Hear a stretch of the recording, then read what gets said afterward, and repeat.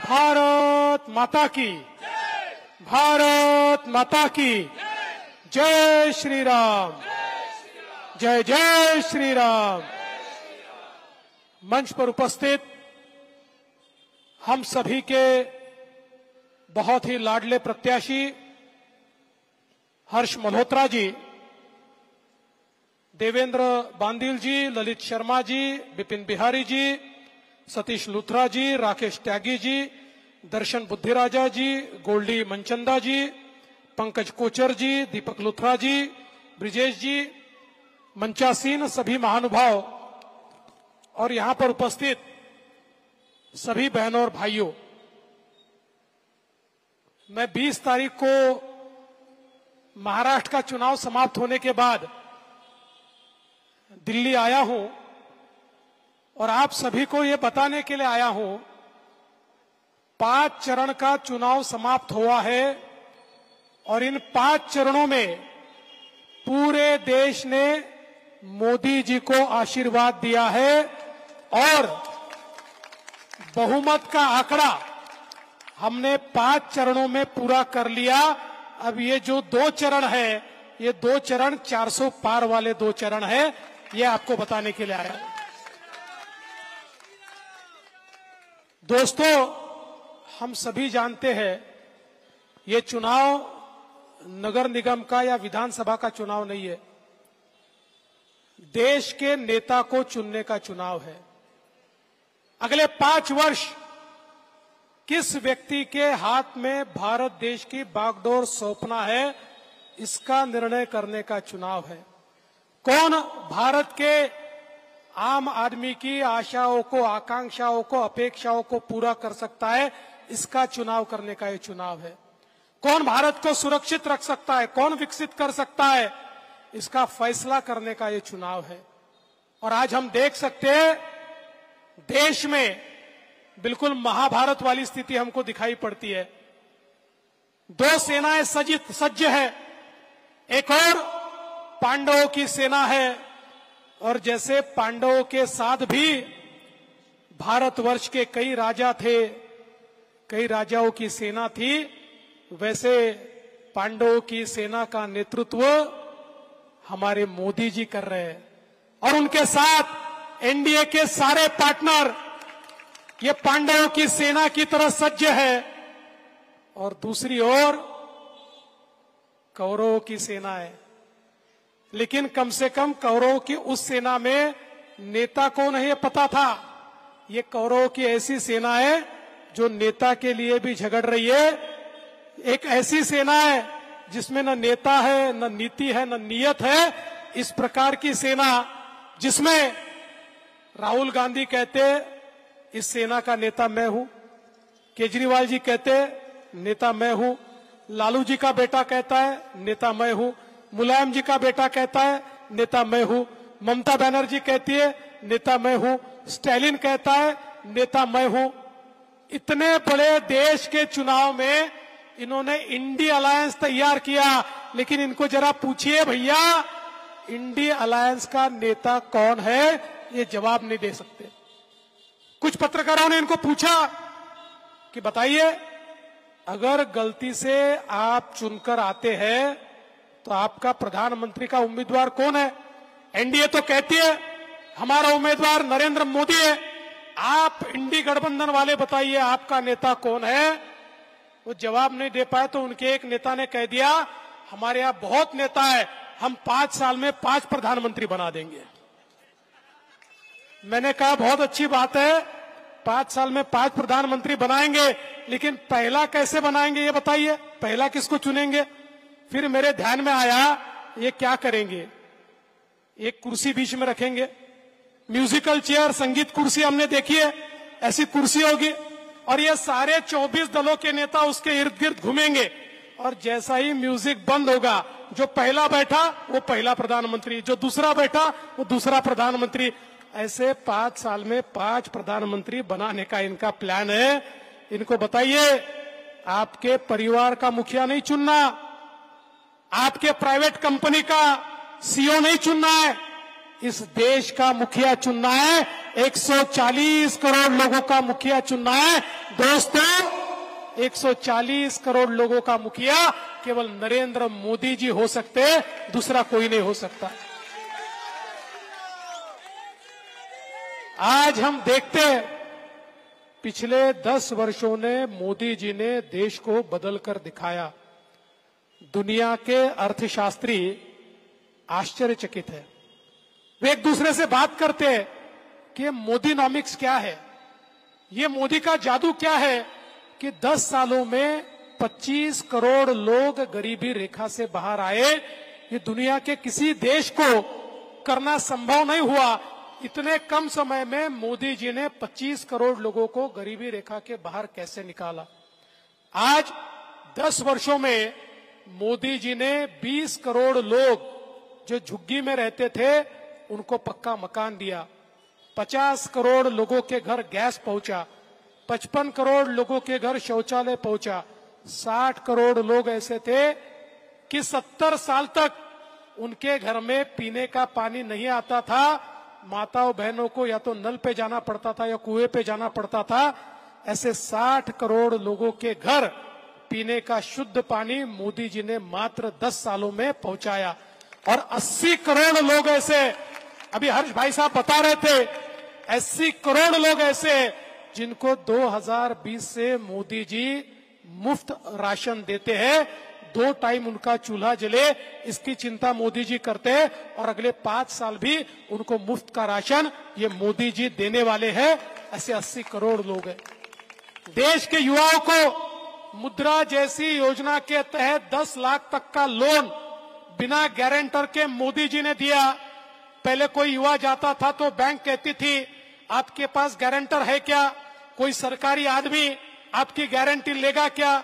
अगर वो कहता था नहीं ले सकता है तो उसको कहा जाता था तुमको लोन नहीं मिलेगा। मोदी जी ने कहा इसकी गारंटी मैं लेता हूं और 64 करोड़ लोगों को मोदी जी ने 10 लाख का लोन दिया। और अब मोदी जी ने बताया अगली टर्म में 20 लाख तक का लोन बिना गारंटी का हमारे युवाओं को मोदी जी देने वाले हैं। और इसमें सबसे महत्व की बात है, इसमें 50% से ज्यादा हमारी युवतियां और महिलाएं हैं जो अपने पांव पर मोदी जी के कारण खड़ी हुई है। आज इस देश की महिलाओं को अधिकारिता देने का काम मोदी जी ने किया। करीब 80 लाख सेल्फ हेल्प ग्रुप तैयार किए, 8 लाख करोड़ रुपया उसको दिया। आज 10 करोड़ महिलाएं मोदी जी के कारण अपने पांव पर खड़ी है। और आने वाले दिनों में इनमें से 3 करोड़ महिलाएं जो कभी विचार भी नहीं कर सकती थी अब लखपति दीदी बनने वाली है। ये मोदी जी का कमाल है, ये मोदी जी ने परिवर्तन लाकर दिखाया है। और इससे आगे जाकर कहता हूं, हर्ष भाई साहब अभी अपने मंच पे महिलाएं नहीं दिख रही है, लेकिन अब मोदी जी को ये चलने नहीं वाला है। 2026 के बाद आइए आइए आइए, हाँ जी, 2026 के बाद हमारा मंच 50% महिलाओं का होने वाला है, क्योंकि मोदी जी ने 33% रिजर्वेशन महिलाओं को विधानसभा में और 33% लोकसभा में दिया है। क्योंकि मोदी जी कहते हैं कि जिस देश में महिलाओं का सम्मान होता है और जिस देश में देश की मुख्य धारा में और अर्थव्यवस्था में महिलाओं का कंट्रीब्यूशन होता है, वही देश विकसित हो सकता है। महिलाओं को साथ में लेकर चलने वाले मोदी जी है। और वही हर्ष भाई साहब कह रहे थे, दिल्ली वालों को पता चल गया, जो मार्शल की बात करते थे, जो महिला सम्मान की बात करते थे, आज उन्होंने जो पराक्रम करके दिखाया। मुख्यमंत्री के शीश महल में उन्हीं के पार्टी की राज्यसभा सदस्य जाती है और जिस प्रकार से उनके साथ दुर्व्यवहार होता है, और वो दिन है और आज का दिन है। केजरीवाल जी अपने मुंह से एक शब्द नहीं निकालते। केजरीवाल जी बताइए, मालीवाल, स्वाति मालीवाल जी को आपने क्यों मरवाया, क्यों आपके पीए ने उसको मारा? अरे इतने लोगों के ऊपर कार्रवाई हुई लेकिन कोई मोर्चा नहीं निकला।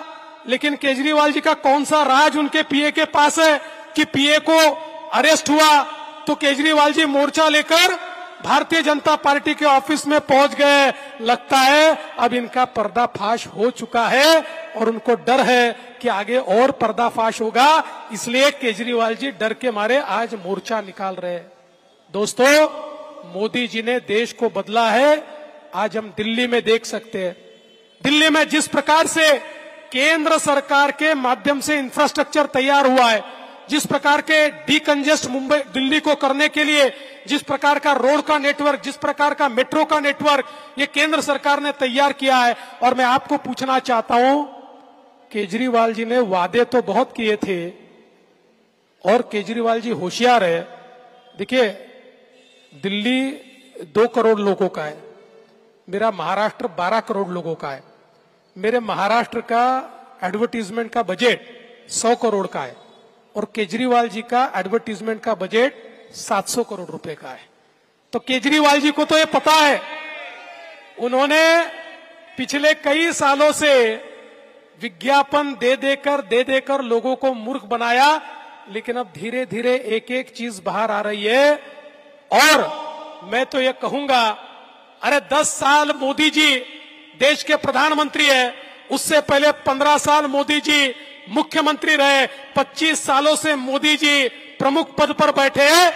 भ्रष्टाचार का कोई आरोप नहीं लगा सकता, कोई उंगली नहीं उठा सकता। लेकिन केजरीवाल जी को पूछिए, कितने घोटाले, कभी बस का घोटाला, कभी जल निगम का घोटाला, कभी यमुना का घोटाला, कभी शराब का घोटाला। घोटालों के सरदार यानी अरविंद केजरीवाल, इस प्रकार की अवस्था आज दिल्ली में हमको दिखाई पड़ती है। और दोस्तों, मुझे तो आश्चर्य इस बात का होता है कि जब कोर्ट ने उनको बेल पर छोड़ा तो कोर्ट ने स्पेसिफिकली ये मेंशन किया कि इनकी केस प्राइमा फेसी केस है, इसमें सबूत है, ये प्राइमा फेसी केस है, इनको रेगुलर बेल नहीं दी जा सकती। लेकिन हम स्पेशल केस करके आज तक जो हमने नहीं किया, लेकिन चूंकि लोकतंत्र है इसलिए स्पेशल केस के रूप में केवल प्रचार करने के लिए इनको बेल दे रहे हैं। और 2 तारीख तक की उनको बेल दी। कोर्ट ने स्पष्ट रूप से इनकी केस को प्राइमा फेसी केस कहा। लेकिन लोग इतने बेशर्म हो जाते हैं, भ्रष्टाचार के आरोप में जेल में जाते हैं, इंटरिम बेल पर बाहर आते हैं और आने के बाद इस प्रकार का व्यवहार हो मानो देश को आजाद करने के लिए जेल में चले गए। इस प्रकार से ये लोग अपने आप को बड़ा नेता बताने की कोशिश करते हैं, लेकिन अब इनका असली चेहरा हमारे सामने आया है। दोस्तों, आज देश के अंदर जिस प्रकार से मोदी जी ने परिवर्तन किया है, आज उसका मुकाबला कोई कर नहीं सकता। मुझे आश्चर्य होता है, कोई कहता है राहुल गांधी देश के प्रधानमंत्री बनेंगे। अरे भाई, हमारी लड़ाई 400 पार की है और राहुल गांधी की लड़ाई 40 पार की है। 40 पार चले जाएंगे तो विपक्षी नेता बनेंगे। फिर दूसरा कोई खड़ा होता है, कहता है देश के प्रधानमंत्री केजरीवाल जी बनेंगे। अरे भाई, पूरे देश के 542 लोगों में जो 23 सीटें लड़ाता है, 23, वो बोलता है मैं देश का नेता बनूंगा। कोई भी देश का नेता बनने के लिए आज सामने आकर खड़ा है, लेकिन ये देश तय कर चुका है, ये देश तय कर चुका है कि हमें देश में मोदी जी को ही चुनकर देना है, देश का नेता मोदी जी को ही बनाना है। दोस्तों, आप विचार कीजिए, कोविड का वो समय क्या परिस्थितियां थी। कोविड के समय हम अपने रिश्तेदारों से भी रिश्ता नहीं दिखा सकते थे। कोई मर जाए तो मौत मिट्टी में भी लोग नहीं जाते थे। दुनिया के एक्सपर्ट कहते थे भारत में 40-50 करोड़ लोग तो जरूर मर जाएंगे, भारत को कोई बचा नहीं सकता। दुनिया के 4 देशों ने वैक्सीन तैयार की थी। ये 4 देश जानते थे कि अब भारत हमारे पास आएगा, भारत हमें भीख मांगेगा, फिर हम उसको थोड़ी भीख दे देंगे।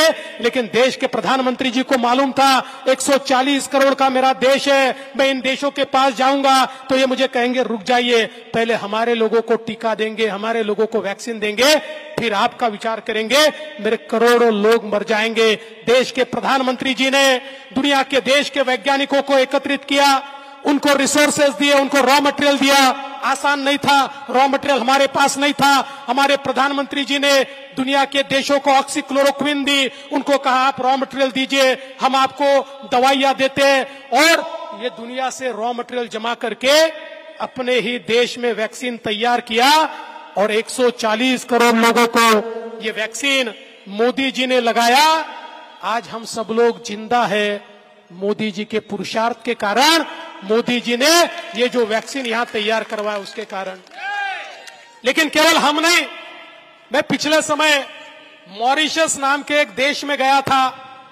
मॉरिशस में मेरे कार्यक्रम के बाद मेरी मुलाकात मॉरिशस के राष्ट्रपति जी के साथ थी। मैं राष्ट्रपति जी को मिला, अफ्रीकन ओरिजिन के राष्ट्रपति थे। उन्होंने कहा, मिस्टर फडणवीस, आप मेरे धन्यवाद मोदी जी को दीजिए। मैंने कहा, किस लिए धन्यवाद? उन्होंने कहा, कोविड के समय मोदी जी ने हमें कोविड की वैक्सीन दी, इसलिए मेरा मॉरिशस जिंदा है, वरना मेरा मॉरिशस मर जाता। मैं मोदी जी का आभारी हूं। और ऐसा कहने वाले दुनिया में 100 देश है, 100 कंट्रीज, जो ये कहती है हमारा नेता मोदी जी है। अब मोदी जी केवल भारत के नेता नहीं है, दुनिया के नेता के रूप में 100 देश कहते हैं कि मोदी जी हमारे नेता है। ये एक वैश्विक छवि मोदी जी ने हमको दी है। ये पुराना भारत नहीं है, ये चांद पर चंद्रयान उतारने वाला भारत है। मैं जापान में था, मैं जापान के उप प्रधानमंत्री को मिला। 3 दिन पहले चंद्रयान उतरा था। उन्होंने मुझे कहा, फडणवीस जी आपको बधाई है, आपके देश ने चंद्रयान उतार कर दिखा दिया। हमने भी 2 साल पहले प्रयास किया था, लेकिन जापान नहीं उतार पाया, वो भारत ने करके दिखाया। आप प्रधानमंत्री जी को धन्यवाद दीजिए, ये हमारे प्रधानमंत्री जी ने काम करके दिखाया है। आज हमारे हर्ष भाई साहब कह रहे थे, बिल्कुल सही बात है। हमने देखा क्या हमारे देश की हालत थी। कभी बंबई में बम विस्फोट, कभी पूना में बम विस्फोट, कभी काशी में बम विस्फोट, कभी दिल्ली में बम विस्फोट, कभी बंगलोर में बम विस्फोट। बम विस्फोट होता था, हमारी सरकार केवल निंदा करती थी, फिर कड़ी निंदा करती थी, फिर कड़ी से कड़ी निंदा करती थी, और फिर कसाब आकर जब हमारे यहां लोगों को मारकर जाता था तो देश का प्रधानमंत्री अमेरिका जाते थे और अमेरिका के राष्ट्रपति को कहते थे, देखिए मैं सबूत लेकर आया हूं, पाकिस्तान ने हमारे यहां कसाब को भेजा है, आप एक काम कीजिए, आप पाकिस्तान को डांटिए। ये किस प्रकार की अवस्था थी? मानो स्कूल में 2 बच्चों का झगड़ा हो जाए और एक बच्चा, दे दे भाई पी लेता हूं, बाद में पिलाना है लोगों को पानी। ये देश की अवस्था ऐसी थी कि मानो एक स्कूल में 2 बच्चे में लड़ाई हो जाए और एक बच्चा मास्टर के पास जाकर कहे, मास्टर जी उसने मुझे मारा, आप उसको डांटो। ऐसा 140 करोड़ के देश का प्रधानमंत्री अमेरिका को जाकर बोलता था। लेकिन दोस्तों, मोदी जी का राज आया, उरी और पुलवामा में हमारे जवानों को शहीद किया। मोदी जी रुकने वाले नहीं थे, मोदी जी ने घुसकर आतंकवादियों को मारा। मैं आपसे सवाल पूछना चाहता हूं, 2019 के बाद पाकिस्तान के बाप की हिम्मत हुई क्या भारत में बम धमाका करने की? एक बम धमाका भारत में वो नहीं कर पाए। अरे 370 हटाया तो ये लोग कहते थे कश्मीर में खून की नदियां बहेगी। पाकिस्तान की हिम्मत नहीं हुई एक पत्थर फेंकने की कश्मीर में। आज तो हालत ये है कि पाक ऑक्युपाइड कश्मीर के लोग भी कहते हैं हमें नरेंद्र मोदी के कश्मीर के साथ जोड़ दो, अब हम पाकिस्तान में नहीं रहना चाहते। इस प्रकार से मोदी जी ने इस देश को सुरक्षित किया है। इसलिए मैं आपसे इतना ही निवेदन करना चाहता हूं, ये चुनाव हर्ष मल्होत्रा जी का नहीं है। हर्ष मल्होत्रा जी तो हमारे प्रत्याशी है ही, और उन्होंने मेयर के रूप में बहुत अच्छा कार्य किया है। हमारे सारे इलाकों को, लोगों को जानते हैं, काम कैसा करना है उनको पता है। एक बहुत बड़ी लीगेसी उनके साथ है। लेकिन ये चुनाव उनका नहीं है, ये हमारे देश का चुनाव है। इस चुनाव में हम हर्ष मल्होत्रा जी के कमल का बटन जब दबाते हैं, वोट तो हर्ष जी को मिलता है, लेकिन आपका आशीर्वाद नरेंद्र मोदी जी को मिलता है। मोदी जी को आशीर्वाद देने के लिए 25 तारीख को एक एक आदमी वोट देने के लिए जाए, वोटिंग बड़े पैमाने पर करे। मैं जानता हूं दिल्ली में धूप बहुत है, दिल्ली में हीट वेव चल रही है। अरे लेकिन ये हीट वेव देशभक्तों को रोक नहीं सकती। जो मोदी जी को वोट देना चाहते हैं उनको रोक नहीं सकती। इसलिए 25 तारीख को आप सभी लोग बड़े पैमाने पर वोट दे, ऐसा निवेदन करता हूं और अपने शब्दों को विराम देता हूं। जय हिंद, जय भारत।